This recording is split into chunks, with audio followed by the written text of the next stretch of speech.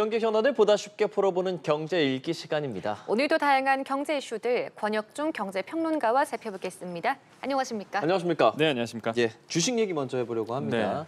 뭐 이란이나 이스라엘 이런 중동 상황에도 불구하고 코스피가 3,000선을 계속 바라보고 있습니다. 지금 2,960선 정도인데 3,000 돌파 가능할지, 그리고 주식 그래도 괜찮게 이어가고 있는 배경까지 함께 좀 짚어주실까요?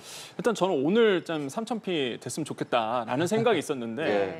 장 시작할 때 좋은 흐름 이어가다가 꺾였습니다. 그래서 이제 거의 하락으로. 다 갔었잖아요. 네, 거의 다 갔었죠. 그래서 기대대로 한 3,000피 오늘 될 수 있겠다라고 생각했는데 일단 이제 너무 요즘에 과열되다 보니까 차익 신호 매물도 나왔다. 그리고 중동 사태를 좀 예민히 보시는 분들이 또 있는 것 같습니다.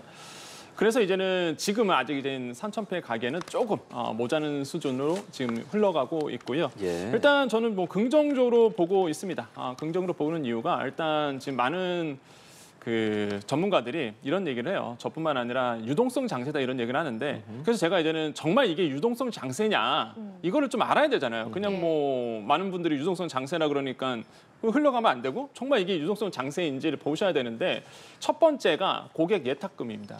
그러니까 주식을 하기 위해서 사실상 이제 예탁을 하거든요. 그래서 고객 예탁금이 지금 한 63조 원이 되는데, 그러니까 한마디로 이제 내가 지금 딱 주식을 하려고 투자하려고 딱 대기하는 자금이다 이렇게 보시면 돼요. 그러니까 이게 많아졌다는 얘기는 일단 참여하겠다. 내가 이제 곧 참여하겠다 이런 뜻인데, 근데 이게 또 두 가지 의미가 존재합니다. 그게 뭐냐면 매수 타이밍을 못 잡고 있다 이렇게 보시면 돼요. 그러니까 너무 높아져 갖고. 내가 이거 들어가기 좀 그렇고. 그렇죠. 이게 조정받으면 좀 들어갈 것 같은데 아직은 너무 높아서 못 들어가 있고 이런 분들이 또 많아진 거고 지금 이제 주가 추이가 나오고 있는데 보시면 아시겠지만 뭐 드라마틱하게 올라갑니다. 그래서 이재명 대통령이 이제는 취임하기 전부터 사실상 이제 분위기가 느껴졌거든요. 그래서 이제 쭉 빠지다가 취임한다부터 그때부터 사실상 또 드라마틱하게 올랐는데 그 당시가 그 6월 한 4일 정도가 2,600선이었어요. 그러다가 지금 2,900선까지 올라왔잖아요. 그래서 많은 분들이 이런 말씀하세요. 야, 3,000피는 갈 줄 알았는데 이렇게 빨리 올 줄 몰랐다. 그 정도로 이 3,000피에 3,000포인트까지 얼마 남지 않았다. 굉장히 빠르게 올랐다는 거고 그다음에 또 하나가 지금 분위기가 아까 말씀드린 공급성이라고 했잖아요. 유동성이 막 들어오고 있는데 예탁금 그다음에 또 하나가 바로 그 신용융자 잔고입니다. 그러니까 신용융자 잔고는 B2죠. 그러니까 빚져서 이제 들어가는 건데 이게 지금 신용융자 잔고가 19조 원 정도 되거든요. 그러니까 19조 원이 된다는 얘기는 일단 과거에 우리가 3,000피를 넘은 적이 있었습니다. 3,000선을 넘은 적이 있었는데 그때 신용융자 잔고가 20조 원이 조금 넘었었어요. 그러니까 불장이 되려고 그러면 한 신용융자 잔고가 한 20조 원이 넘어가면 확실히 불장인 거거든요. 근데 거의 왔어요, 지금. 그래서 이제는 비투하시는 분들도 많아지고 있다. 근데 이게 투자 시장에서는 어떻게 해석을 하냐면 이제는 개인 투자자까지도 들어온다. 그러니까 지금은 사실상 외국인들이 약간 주도하는 건데 개인 투자자들이 조금씩 맞춰주고는 있지만 확실하게 들어오지 않거든요. 근데 만약에 신용융자 잔고가 20조 원이 이제 돌파된다 그러면 확실하게 이제 개인 분들도 들어오신 거예요. 그러면 더 치고 올라가겠죠. 그래서 지금 확실한 유동성 장세는 맞다. 이렇게 보시면 되겠습니다. 지금 이 중동 사태 충돌이 격화되면서 국제 유가도 4% 급등했거든요. 그러다 보니까 안전자산을 선호하는 심리가 높아지고 있다 보니 미 달러, 국채, 금값 다 상승했는데 저희가 금값에 대한 이야기 나눴지만 현재 은값 또한 13년 만에 최고치를 찍었다. 그러니까 금값에 이어서 은가격마저 지금 치솟는 건가요? 그렇죠. 지금 상황이 아시겠지만 이제 유가가 좀 오르고 있습니다. 그나마 이제 사실 중동 전쟁이 있기 전에는 유가가 좀 안정이 되면서 물가가 어느 정도 안정된 부분이 있는데 아시겠지만 이란과 이스라엘과 이란의 분쟁으로 인해서 지금 유가가 이제는 뭐 4% 이제 올랐다 이렇게 보고 있습니다. 그래서 서부 텍사스유 같은 경우에도요 사실상 뭐 하루 만에 막 4% 지금 차트 나오고 있는데 쭉쭉 오릅니다. 지금 보시면 아시겠지만 59달러 된 적도 있거든요.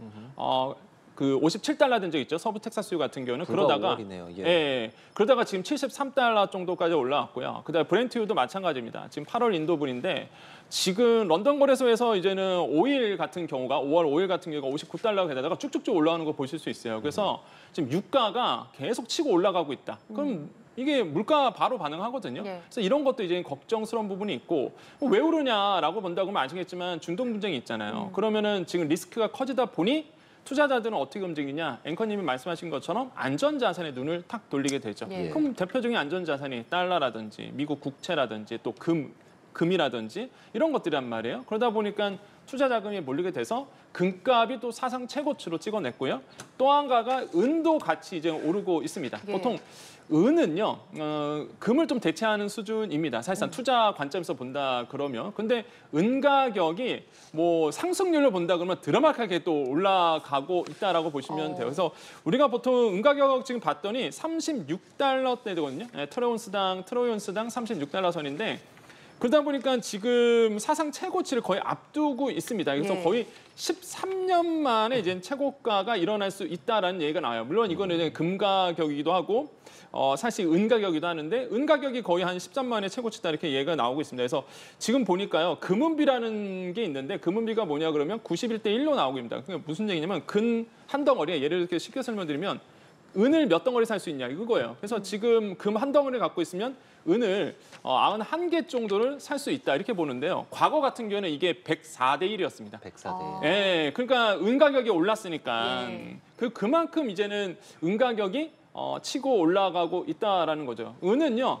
두 가지 특징을 가지고 있습니다. 귀금속이기도 해요. 예. 하지만 또 산업용으로도 많이 씁니다. 그래서 그렇죠. 산업이 활달하고 산업이 발전하면 은 수요가 많아져요. 그래서 지금 태양광, 뭐 반도체 이런 쪽에서 은이 쓰여지기 때문에 은 가격은 당분간 계속적으로 오를 가능성이 높다라고 볼 수 있습니다. 저희가 이제 중동 문제로 인해서 생겨나는 거잖아요. 네. 중동 문제로 인해서 혹시나 이란이 호르무즈 해협을 좀 봉쇄할 가능성도 있다라는 그런 보도도 조금씩은 나옵니다. 그곳에서 지금 뭐 유조선 사고도 났는데 이 사고가 뭐 진짜 난 거 맞냐 이런 얘기들도 나오는 상황인데 전반적인 얘기를 좀 부탁드릴게요. 호르무즈 해협이라고 있습니다. 예. 그 좁은 통로라고 보시면 되는데 거기서 국제적으로 이제는 유통망이 거의 20에서 30%를 차지해요. 그러니까 석유가 이제 전 세계적으로 흩어지잖아요. 거기에 이제는 유통량이 한 20에서 30%를 차지하고 있는 좁은 길입니다. 여기 막힌다 그러면 당연히 유통이 안 되겠죠. 그러면 이제 가격이 뛸 수밖에 없는 부분을 보시면 되겠고 하루에 한 지금 통계를 본다 그러면 1,800만 배럴이 사실 지나간다고 해요. 그러니까 이게 만약에 봉쇄가 돼서 기름이 전 세계로 공급이 안 된다 그러면 기름값은 뭐 당연히 뛰는 거는 당연합니다. 그래서 이제는 JP모건 같은 경우에는 만약에 호르무즈 해협이 봉쇄를 당한다라고 본다 그러면 이게 120달러까지 갈 수 있다 배럴당. 그다음에 뭐 지금 모든 보고서들이 뭐 민간 보고서 같은 경우에는 심지어 250달러 선도 얘기하는 곳도 있습니다. 그 정도로 이제 배럴당 유가가 치솟게 된다라는 거예요. 근데 아직은 뭐 봉쇄하지 않았지만 그런 위험은 이란이 갖고 있다 이렇게 보고 있습니다. 그렇게 되면 어떻게 될까? IMF에서 이런 얘기를 합니다. 만약에 지금 유가가 10% 만약에 상승한다라고 본다 그러면 세계 물가가 0.4%포인트 오를 수 있다라고 얘기하고 있고요. 또한 생산량도 한 0.15%포인트 정도 내려갈 수 있다 이렇게 얘기를 합니다. 무슨 얘기예요? 물가는 오르고 생산이 안 되는 거예요. 이 경기가 망가진다는 거겠죠. 그래서 이런 점들을 지금 우려하고 있습니다. 그러면 그러실 거예요. 나랑 또 무슨 상관이냐? 라고 하실 텐데 우리나라의 기름 중동에서 나오는 이 기름의 70%가 이 좁은 해협을 통해서 옵니다. 이게 만약에 막힌다 그러면 우리나라에 있는 기름, 물론 비축유로 좀 감당하겠죠. 비축유 다 떨어지면 당연히 큰일 나거든요. 그러니까 가격이 뛰죠. 기름값 뛰면 물가 뜁니다. 뭐 막을 수가 없어요. 그럼 물가 뛰면 또 가처분 소득이 또 줄어들게 되죠. 살기 팍팍해집니다. 그래서 이 호르무즈 해협 봉쇄가 단순히 뭐 국제적인 이슈가 아니라 당장 지금 기름값 아시잖아요. 그렇죠. 휘발유가 1,700원 넘어가고 더 오를 가능성이 있거든요. 투자 자산 지금 우리나라 국내 증시 뜨겁죠. 뭐 전쟁 나도 갈 건 갑니다. 그런데 만약에 지금 모든 시장 참여자들이 좋아, 우리 국내상 너무 좋아. 근데 만약에 호르무즈 해협 봉쇄 당하면 이거는 정말 큰일이야. 그러면 그때는 아마 매도가 엄청 나올 거예요. 그래서 이 이슈가 뭐 투자 자산 쪽에서 굉장히 중요한 이슈로 지금 자리 잡고 있습니다. 그래서 뉴스 보시면서 연합뉴스 TV 보시면서 호르무즈 해협 어떻게 돼가고 있나 네. 이거 잘 보셔야 되겠다는 말씀드립니다. 네, 참 중요한 대목이네요. 이런 가운데 미국 연준이 기준금리를 또 동결했습니다. 지금 트럼프 대통령이 집권한 이후에 계속해서 금리 내려라 이렇게 압박을 하고 있지만 그럼에도 4회 연속 금리를 동결했단 말이죠. 그 이유는 무엇입니까? 그러니까 트럼프 대통령은 당연히 원합니다. 야, 금리 내려, 금리 내려. 왜? 자기가 사실상 대통령이 있을 때 경기가 활성화되면 좋잖아요. 그러니까 다시 금리 내리라고 압박을 하고 있지만 연준 입장에서는, 파월 의장 입장에서는 신중한 거죠. 왜 그러냐면 관세 이슈 때문에 그렇습니다. 지금 중동 분쟁도 있겠다. 그다음에 관세로 인해서 물가 불안은 지속될 수 있다라고 지금 파월 의장은 보고 있습니다. 예. 실제 인터뷰에서도요 그런 얘기를 했는데요. 일단 관세가 직접적으로 바로 영향을 주지 않고 시간이 걸린다라는 거죠. 시장에 이제는 영향을 미치려고 그러면 그래서 조금 더 기다려야 된다라고 얘기를 하고 있습니다. 그래서 상단이 4.5%, 그럼 우리나라의 금리의 격차는 2%포인트 이제 벌어져 있는 상태고요. 예. 이런 상황에서 이제 계속적으로 미국은 아마 동결로 갈 가능성은 굉장히 높다. 이렇게 볼 수가 있겠죠. 그래서 우리도 이제 부담이 되는 거예요. 미국이 만약에 금리를 내려줬다 그러면 우리 같은 경우에는 지금 금리를 좀 내려줘야 되거든요. 한 번 더. 지금 2%포인트 정도 벌어져 있는데 한 번 더 우리가 내리기엔 좀 부담스럽습니다. 그래서 제 개인적 생각도 미국이 한 번 내려주기를 은근 기대를 하고 있다. 이렇게 말씀을 드립니다. 미국의 그러면 뭐 경제 성장률 하락 이런 것들을 고려한 결정이라고 봐야 되는 겁니까? 사실 경제 성장률을 본다 그러면 내려줘야죠, 사실상. 그러니까요. 예, 내려줘야지만 사실상 뭐 성장이 이루어질 텐데 지금 사실 성장률이 좀 둔화되고 있는 건 맞거든요. 하지만 일단 파월 의장 입장에서는 먼저 우선순위를 이제 물가로 보고 있는 거죠. 그래서 물가를 조금 더 지켜보겠다라고 이제는 생각을 하고 있는 것 같습니다. 그래서 일단 분위기는 일단 동결 분위기로 지금 가고 있고요. 저는 이제는 좀 그런 생각을 해봅니다. 미국의 이제 하드 데이터는 나쁘지가 않아요. 그러니까 금리를 내려야 될 이유는 좀 없는 것 같아요. 당분간. 근데 이런 거죠. 예를 들어서 노동시장 같은 실업률 같은 경우에도 4.4%에서 4.5%가 됐는데 안정적인 수준이거든요. 그러니까 만약에 노동시장 망가지고 경기 하방 압력 막 나온다 그러면 연준도 어쩔 수 없이 금리 인하해야 됩니다. 하지만 하드 데이터가 너무 괜찮은 거예요. 전망만 나쁜 거예요. 심리만. 그러다 보니까 지금 일단은 한 번 더 기다렸다가 가는 것 같습니다. 그런데 만약에 실제적으로 말씀하신 것처럼 하드 데이터도 나쁘게 나온다 그러면 뭐 금리 인하 단행할 수밖에 없는 부분이겠죠. 우리는 지금 그래요. 우리는 너무 나빠요. 그러니까 우리는 금리 인하해야 되는 분위기고 미국은 좀 더 기다려야 되고 금리의 격차가 더 벌어질 수도 있다는 점에서 저는 좀 우려스럽다. 금리의 격차가 더 벌어지면 또 돈은 미국으로 흐를 수밖에 없다. 그래서 이런 점들은 좀 우려스럽습니다. 네, 지금 말씀해 주신 것처럼 미국이 뭐 4연속 금리 동결했지만 한은은 이 영향 때문에 이번에 아무래도 금리 인하를 숨고리가 할 가능성이 있다. 뭐 이런 보도도 나오고 있기 때문에 저희가 계속해서 좀 이후에 이야기 나눠보도록 하겠고 이달 말부터 민간 아파트에도요. 제로 에너지 건축물 인증 이것을 의무화하도록 한다는데 우선은 이 제로 에너지 건축물 인증 이게 무엇입니까? 그러니까 제로 에너지 인증은요. 그러니까 그런 겁니다. 일단 아파트 단지가 있어요. 그럼 거기에서 신재생 에너지를 통해서 본인이 그 아파트 단지에서 쓸 수 있는 전기를 충당해라. 이 등급을 얘기해요. 그래서 그럼 말이 안 되잖아요. 아니 지금 민간 아파트들 어떻게 신재생 에너지 써서 그 에너지를 다 감당해요. 그래서 등급이 있는 겁니다. 1등급, 2등급, 3등급, 4등급, 5등급. 5등급까지는 해라 이겁니다. 이번에 이제는 들어가는 게. 그래서 5등급에 맞춰라라고 보고 있는데 이 5등급은요. 사실 조금만 하면 5등급이 될 수 있습니다. 어떤 거냐면 뭐 단열재를 잘 쓴다든지 창 단열이라든지 아니면 전열 교환기 효율 같은 것들을 이제 더 높인다든지 지금 나오고 있죠. 1차 에너지 소모량 나오고 있는데 제곱미터당 1000kWh로 이제 맞춰주는 거고요. 에너지 자립률도 13에서 17%. 그러니까 이게 5등급이에요. 딱 20% 미만. 그래서 이게 에너지 자립률을 13에서 17%. 1등급은 에너지 자립률 100%입니다. 그러니까 아예 단지 내에서 알아서 다 해결해야 돼요, 전기를. 그냥 거기까지는 못 가겠죠, 지금은. 그래서 13에서 17%, 그다음에 창단열 1등급으로 높여서 에너지 효율을 높여야 되겠죠. 뭐 마찬가지로 신재생에서의 설계 점수도 이제 50점으로 높여서 기준을 좀 까다롭게 가는 겁니다. 저는 당연히 하는 게 맞지 않나. 5등급 못 맞힐 이유는 없거든요. 다만 이제 좋은 자재를 써야 되고요. 분양가가 오르지 않을까요? 좋은 자재를 쓰다 보니까 효율이 좀 높은 자재를 써야 되니까 분양가가 좀 높아질 수밖에 없는 부분은 분명히 있을 것 같습니다.